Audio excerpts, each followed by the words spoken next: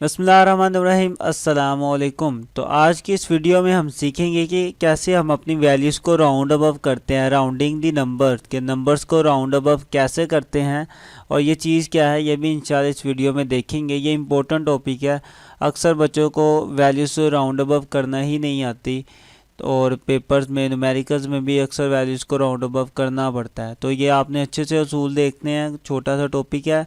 तो आपको topic start करने से पहले बता दूं कि आपको इस चैनल पर अपनी मैथ की, फिजिक्स की, न्यूमेरिकल्स की प्लेलिस्टें मिल जाएंगी। अब कैसे मिलेंगी वो तरीक़ेकार मैं इस वीडियो के लास्ट पर आपको बता दूंगा, ठीक है। और अगर आप अपने इस चैप्टर की और कोई भी टॉपिक देखना चाहते हैं तो आप यूट्यूब पर सिंपल उस टॉपिक का नाम लिख कर लास्ट पर लिख दें बाय सर सदाम, ठीक है। तो इस तरीके से भी आप अपने उस टॉपिक को हासिल कर पाओगे। क्लियर है। बाकी पूरी की पूरी प्लेलिस्ट का लिंक तो मैं इंशाल्लाह आपको वीडियो के लास्ट में बता दूंगा कि कैसे मिलेगा।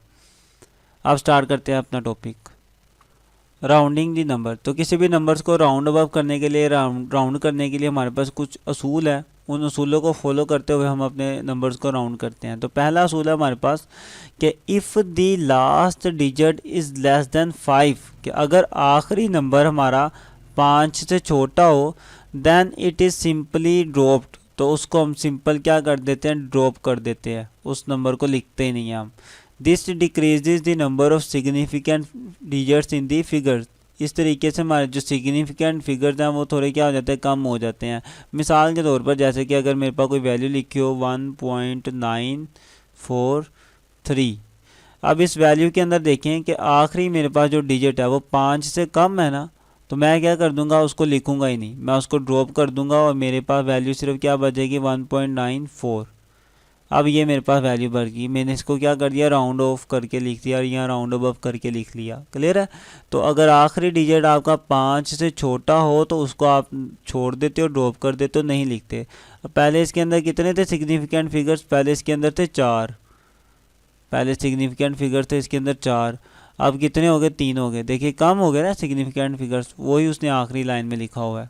तो पहला असूल तो हमें याद हो गया कि अगर 5 से कम है तो उसे हम लिखेंगे ही नहीं। सेकंड असूल क्या है राउंड ऑफ करने का, वो ये है कि if the last digit is greater than 5, अगर 5 से बड़ा हो, then the digit on its left is increased by 1। तो उसकी लेफ़्ट साइड पे जो डिजिट होगा उसमें आपने 1 का इजाफा कर देना है। This also decreases the number of significant figures in the value या इन दी फिगर्स। ओके, तो इस तरीके से हमारे सिग्निफिकेंट फिगर्स भी कम हो जाते हैं। अब इसकी भी एक एग्जांपल कर लेते हैं हम। मिसाल के तौर पर मेरे पास कोई वैल्यू मौजूद हो इस तरह की 1.946, ठीक है। अब ये मेरे पास वैल्यू मौजूद है। अब आखिरी डिजिट आप देख सकते हो कि ये क्या है, 5 से बड़ा है। तो मैं क्या करूँगा, इसके आगे वाले डिजिट में 1 ऐड करके इसको फिर नहीं लिखूँगा। तो 1.94 के अंदर 1 ऐड करूँगा तो क्या हो जाएगा, 5 हो जाएगा। अब मैं 6 को नहीं लिखूँगा। तो इस तरीके से मैंने इसे क्या कर लिया, राउंड ऑफ कर लिया। तो पहले मेरे पास सिग्निफिकेंट फिगर्स 4 थे, अब कितने रह गए, 3 रह गए। अगर आपको ये नहीं पता कि सिग्निफिकेंट फिगर्स कैसे मालूम करते हैं तो आप सिंपल यूट्यूब पर जाकर लिखे significant figures by sir Saddam, ठीक है।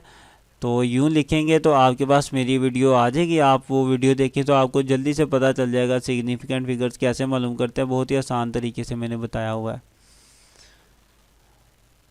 अच्छा, तो सिग्निफिकेंट फिगर्स हमारे पास यहाँ पे कितने रह गए, 3। तो पहला असूल क्या था, अगर 5 से छोटी है तो लिखनी नहीं, अगर 5 से बड़ी वैल्यू होगी आखिरी वाली तो आगे वाली में 1 ऐड कर देते हैं। तो आखिरी असूल पढ़ता है जो कि बहुत ज़्यादा इंटरेस्टिंग है, तो इसको आपने गौर से समझना है। इसमें लिखा हुआ है if the last digit is 5 then it is rounded to get nearest even number. अगर हमारे पास जो आखिरी डिजिट है वो क्या हो, 5 हो, then it is rounded to get nearest even number. तो उसको हमने इस तरीके से राउंड करना है कि हम उसके करीब तरीन वाला इवन नंबर ले लें। इवन नंबर हम कहते हैं इनको 2, 4, 6, 8 चलते रहते हैं, ये हमारे क्या है, इवन नंबर। अब इसकी एग्जांपल करते हैं तो फिर ज़्यादा क्लियर होगा। जैसे कि मेरे पास लिखा हुआ है 1.35, अब इसके आखिर में क्या आ गया, 5 आ गया। तो मैं 3 को क्या करूँगा, 3 को राउंड ऑफ कर दूंगा उसके करीब तरीन इवन नंबर के पास। तो 3 के करीब इवन नंबर कौन सा आता है, 4 आता है। वैसे 2 भी आता है लेकिन वो पीछे है, मतलब पीछे वाले नहीं, हमने आगे वाला कोई इवन नंबर देखना है। तो 3 के करीब इवन नंबर क्या आ रहा है, 4 आ रहा है। तो मैं फिर इसको कैसे लिखूँगा, 1.4। ये ले जी, राउंड ऑफ हो गया। एक और एग्जांपल करते हैं, 1.45।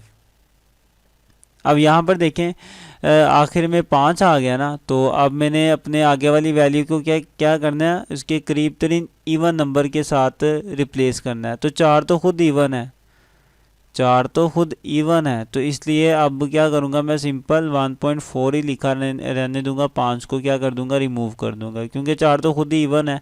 इसको मैं और किसी इवन के करीब मतलब राउंड ऑफ कर नहीं सकता, तो ये सिर्फ क्या रहेगा, 1.4 ही रहेगा। एक और इसकी एग्जांपल अगर मैं यूं करूं कि 1.75 है। अब क्या करूंगा, अब देखिए 7 के करीब तरीन राउंड ऑफ क्या है, 7 के करीब तरीन क्या है, 8 है। तो इसलिए मैं अब इसको यूं लिख दूंगा 1.8। क्लियर हो गया। तो इस तरीके से जब हमारे पास आखिरी वैल्यू 5 आ जाए ना, तो फिर हम क्या कर देते हैं, उसके आगे वाली वैल्यू को उसके करीब तरीन इवन नंबर के साथ रिप्लेस कर देते हैं। 7 का इवन नंबर करीब तरीन 8 था, तो मैंने उसकी जगह 8 लिख दिया। 4 खुद एक इवन है, तो उसे मैंने वैसे लिखा रहने दिया।